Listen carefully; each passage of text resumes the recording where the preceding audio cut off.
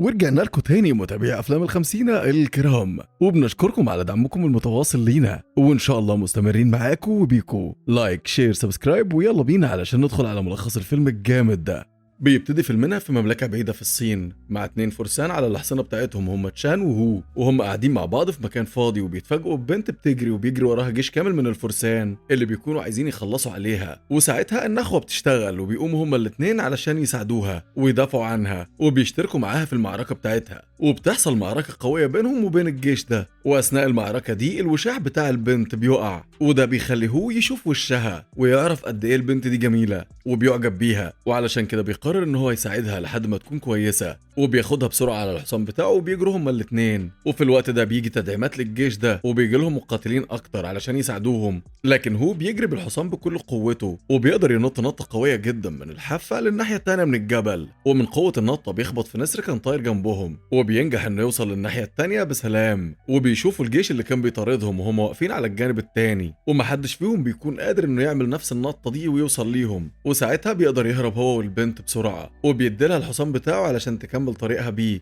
وبنشوف انه بيطلع وردة من معاه وبينفخ فيها، وده بيخلينا نيجي للوقت الحالي وبنشوف واحد اسمه فانج، واللي بيكون بيشتغل عالم آثار وقاعد حاليا في موقع أثري، وبيكون شاف كل اللي حصل ده في رؤية، وبيشوف جنبه قلادة وبمجرد ما بيلمسها بيشوف رؤية تانية لتشان وهو قاعد مع هو. وبيكون فانج مستغرب جدا هو ليه بيشوف الحاجات دي وما بيكونش عارف اي تفسير للي بيحصل له ده. وبعد شويه بينادي عليه واحد من الفريق بتاعه اسمه وونج، وبيقول له انهم لقوا حفريه لحصان قديم ومعاه قلاده من معدن غالي جدا ونادر جدا، وده دليل انه واحد من احصنه شعب الهون القديم. لكن فانج بيقول لهم ان ده مستحيل، لان القلاده اللي لقوها دي معموله من حجر اسمه حجر الياشم، يعني مستحيل يكون واحد من شعب الهون هو اللي عملها. وبيحكي لهم عن الرؤيه اللي جات له لما كان قاعد من شويه، وبيعرفهم انه شاف فيها واحد وواحده من العصر ده من غير ما يكون فاهم ايه السبب في الموضوع ده، بس هو بيكون متأكد ان في سر ورا الرؤية دي. بعدها بنرجع بالزمن مرة تانية للبنت اللي كانت مع هو، واللي بنعرف ان اسمها مينج، وهي بتاخد قلادة من ساحرة القبيلة وبتقول لها انها تحميها من اي حاجة تتعرض لها. وفي الوقت ده بنشوف قائد الجيش اللي جاب التدعيمات للفرسان، وبنعرف ان اسمه ايدونا، واللي بيكون بيطلب من والده انه يجوزه مينج،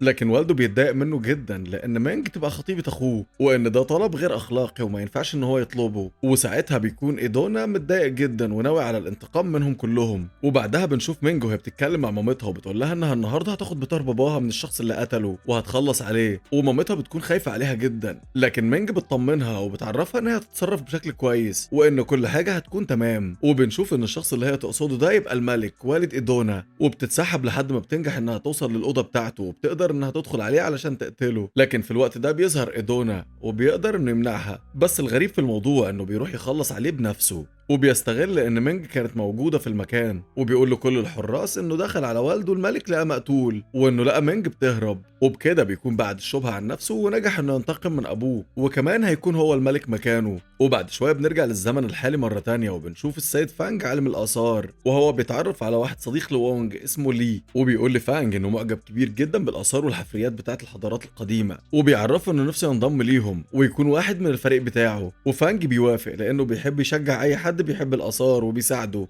وفي الوقت ده بنشوف ان شين واحدة من الفريق بتاع فانج معجبة بوونج، لكن وونج مش مهتم بيها ومش بيتكلم معاها. وفي الوقت ده بيبدأ وونج يروح في النوم، وبيشوف رؤية هو كمان من زمان، وبيكون فيها مانج بتتكلم مع تشان وهو، وبتقول لهم انها جاية علشان تقابل مامتها بعد ما اتفقوا انها تخلص على الملك وتقول لها على كل الاخبار. لكن في الوقت ده بتيجي الساحرة علشان تعرفها ان مامتها اتقبض عليها من ايدونا، وبتقول لها ان ايدونا مش هيسيبها في حالها الا لما توافق انها تتجوزه. ومانج بتحس انها قدام اختيار صعب جدا، وبتبقى مش عارفه تعمل ايه ولا ترجع مامتها ازاي. وبعد شويه بنشوف في الوقت الحالي ان وونج بيقول لفانج انه حلم بواحد شبهه بالظبط وكان معاه بنت جميله اسمها مينج، وهو كمان بيكون مش عارف ايه سبب الرؤيه اللي جات له دي، بس بيكون متاكد ان في وراها سر كبير. وبعد شويه بيروحوا كلهم على متحف قديم وبيقفوا كلهم قدام لوحه، وبيبدا فانج يحكي لهم عن قصه اللوحه دي، وبيعرفهم ان في شاب زمان قدر ان هو يجمع الجيش علشان يحارب بيه قبيله، والقبيله دي كانت قبيله قويه جدا اسمها قبيله الهون. وبنعرف دلوقتي ان قبيله الهون دي اللي تابع ليها ايدونا. وبنرجع للزمن ده وبنشوف مينج لما قررت انها تتجوز ايدونا مقابل انه يسيب ويسيب مامتها تعيش. وفعلا في اليوم ده بيكون الفرح بتاعهم، بيفضل ايدونا يسأل مينج كل شوية عن مكان الكنز، لكنها مش بترد عليه ومش بتقوله غير ان محدش يعرف مكان الكنز ده غير الساحرة. وفي الوقت ده تشاو وهو بيهجموا على القبيلة بالجيش بتاعهم، وفي الوقت ده بالذات علشان كل الناس مشغولين بالفرح، وبتحصل معركة قوية جدا بينهم وبين قبيلة الهون. وده بيخلي مينج تستغل ان كلهم مشغولين بالمعركة، وبتجري على المكان اللي بيتحبس فيه الأسرى وبتروح تحرر مامتها. لكن للأسف بيوصل ايدونا وبيضربها بالسهم وبيخلص عليها، وقبل ما تموت على طول بتقول لمينج انها لازم تروح على ارض الهاو، ودي القبيلة اللي منها تشاو وهو، واللي تعتبر العدو اللدود لقبيلة الهون.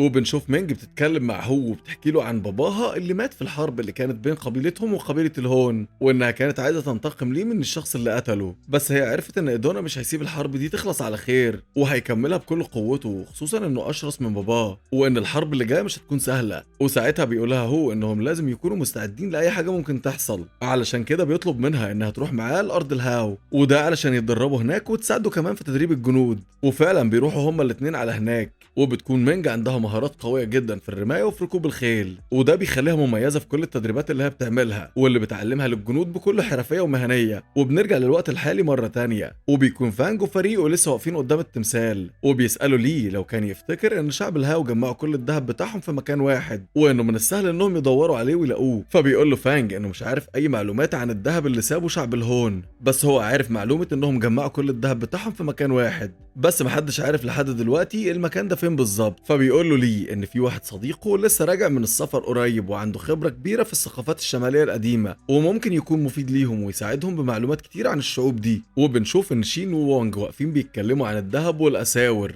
اللي كانت موجودة في المتحف، وهي بتفضل تقول له انها معجبة بالاساور دي، على الله يحس على دمه، وبيكون عندها امل انه يحس انها معجبة بيه، لكن وونج بيكون ولا هنا ومش مهتم بيها خالص. وتاني يوم بنشوف وونج لما بيكون رايح يقابل فانج في بيته، وبيقول له انه عايز يوري له البنت اللي بيشوفها في الحلم، واللي لحد دلوقتي مش عارف اي تفسير هو ليه بيشوفها، وبيوري له الرسمه لصوره البنت دي. وساعتها بيستغرب فانج جدا لانه بيشوف نفس البنت، وبيكون مستغرب ازاي هما الاتنين بيشوفوا نفس الحلم، واكيد في حاجه غلط في الموضوع ده. لكن فانج بيقول له وونج ان الكلام ده مش وقته، وانهم هيعرفوا السبب قريب، بس في الوقت ده بينصحه انه يخلي باله من شين شويه وياخد باله منها لانها بتحبه ومعجبه بيه، وانه لازم يستغل حاجه زي كده. وعلشان كده بينصحه انه يشتري لها الاسوره الذهب اللي كانت عاجباها في المتحف ويقدمها لها هديه. وفي الاول بيكون وونج متردد ومش عايز يعمل كده، لكن فانج بيفضل يضغط عليه لحد ما بيوافق، وبيروح يشتريها فعلا وبيقدمها هديه لشين. وساعتها شين بتفرح جدا بالهديه دي، وبتكون مش مصدقه نفسها ان اخيرا وونج حس بيها، لكن وونج بيكون مكسوف ومتوتر جدا وبيديلها الهديه وبيكون عايز يمشي بسرعه، وهي بتفضل متمسكه بيه وماسكه فيه وبتقول له يدخل علشان تعزمه على حاجه او يشربوا حاجه مع بعض.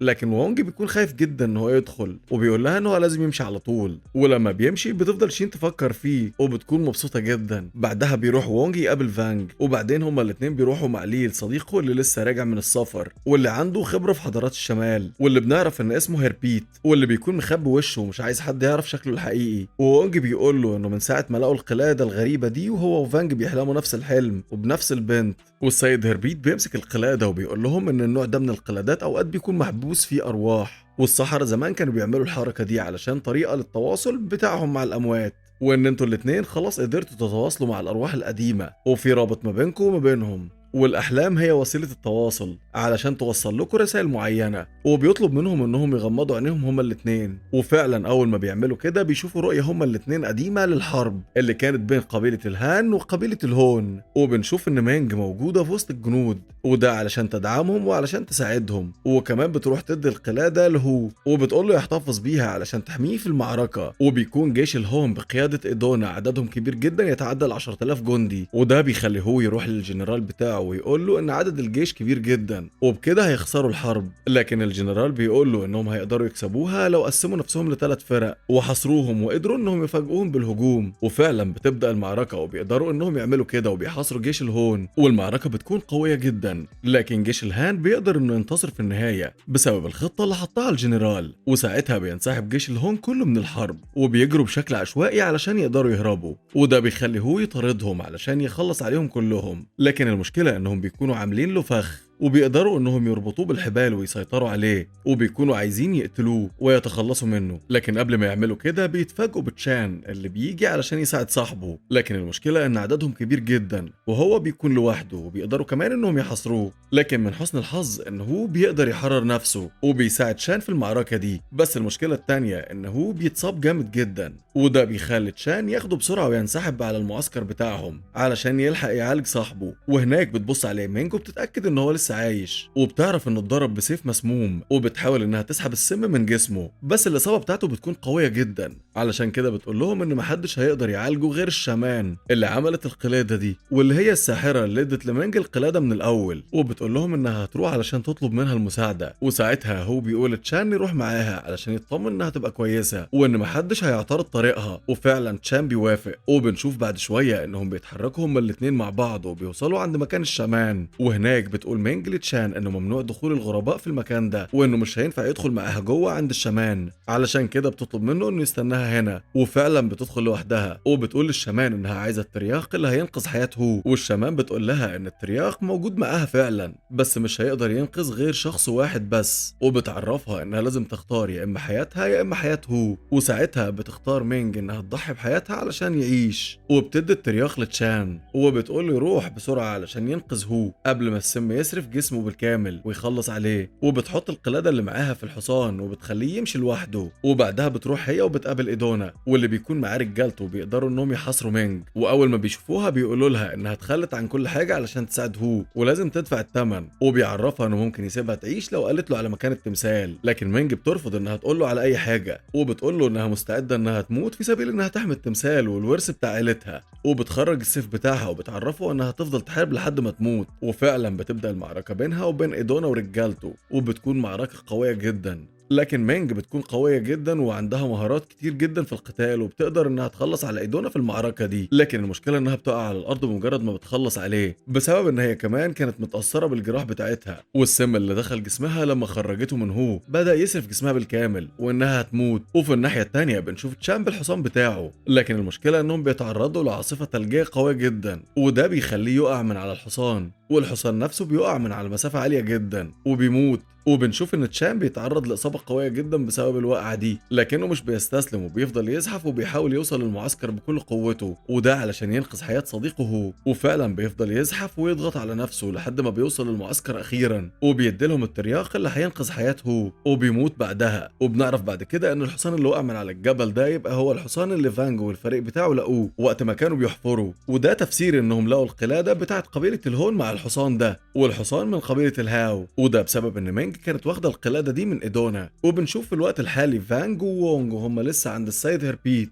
وبيكونوا شافوا كل اللي حصل ده في رؤية. وبعد ما بيفوقوا بيسألوه لو كان في نهر جليدي قريب من هنا، وفعلا بيعرفهم على مكانه ان النهر عمره اكتر من 10,000 سنة. فبيقول فانج ووونج انهم هما الاتنين حلموا بنفس النهر وعايزين يروحوا هناك علشان يعرفوا ايه السر اللي وراه. وساعتها هربيت بيقول لهم انه هيبعت معاهم مرشدين علشان يعرفوهم مكان النهر ويبقوا الدليل بتاعهم هناك. وفعلا بيروحوا على هناك، واول ما بيوصلوا بيعرفهم فانج ان الفقاعات اللي هم شايفينها دي عباره عن غازات شديده الاشتعال، ولازم ياخدوا بالهم علشان دي خطر جدا. لكن المشكله انهم بيكون عددهم كبير، وده بيخلي الارض تنهار من تحتهم وتقع بيهم. وساعتها بينزلوا في مكان سري تحت الارض عباره عن اوضه كبيره، وبيشوفوا ان المكان كله عباره عن نقوش ورسومات على الحيطه، وبيعرفوا ان المكان ده هو اللي فيه الكنز المفقود بتاع حضاره الهون، واللي ايدونا زمان كان عايز يعرف مكانه فين. لكن مينج ما كانتش راضيه انها تقول اي معلومات عن المكان ده. وبنشوف ان في الوقت الحالي بيتفاجئوا كلهم لما بيشوفوا ان في شخص غريب اقتحم المكان عليهم، وبنعرف ان الشخص ده يبقى هربيت، واللي بيعرفهم ان هو حفيد ايدونا، وان التمثال ده من حق قبيله الهون. وساعتها بنعرف ان ليه كان خاين من الاول، وكان بيستدرج فانج واللي معاه علشان يدلهم على مكان الكنز، وهم هيسرقوه منهم في الاخر. وبيفضل فانج يحذر هربيت ويقول له انه كده هيدمر حضاره بقالها الاف السنين، وان المكان ده لازم يحافظوا عليه. لكن هربيت بيكون مصمم انه يوصل التمثال ده باي شكل من الاشكال ومهما كان الثمن، وبيخلي رجالته يكتفوا فانج والفريق بتاعه، وبيبدا يحط المتفجرات في كل مكان، وكل ده علشان يفتح بوابه للتمثال.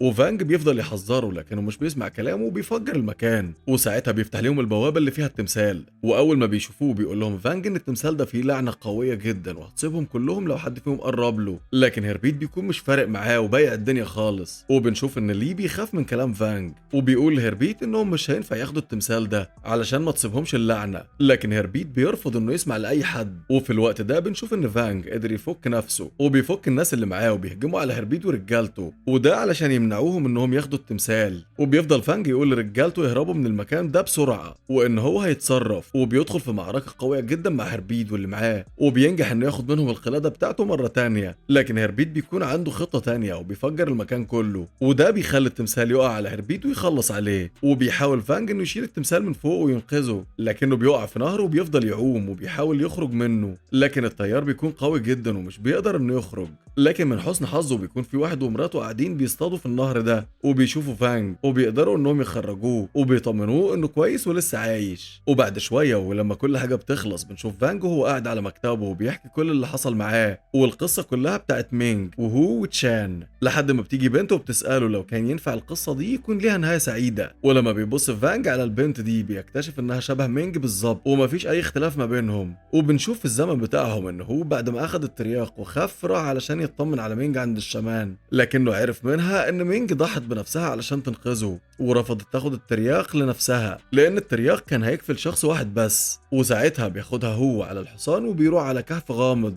علشان يحاول انه يرجعها للحياة مرة تانية، وممكن تكون البنت اللي ظهرت قدام فانج دي حفيدتها ولا حاجة. بس كده يا صديقي بينتهي فيلمنا لحد هنا، لو عجبك التلخيص لايك شير سبسكرايب واشوفكم الفيلم اللي جاي، كان معكم محمد خليل.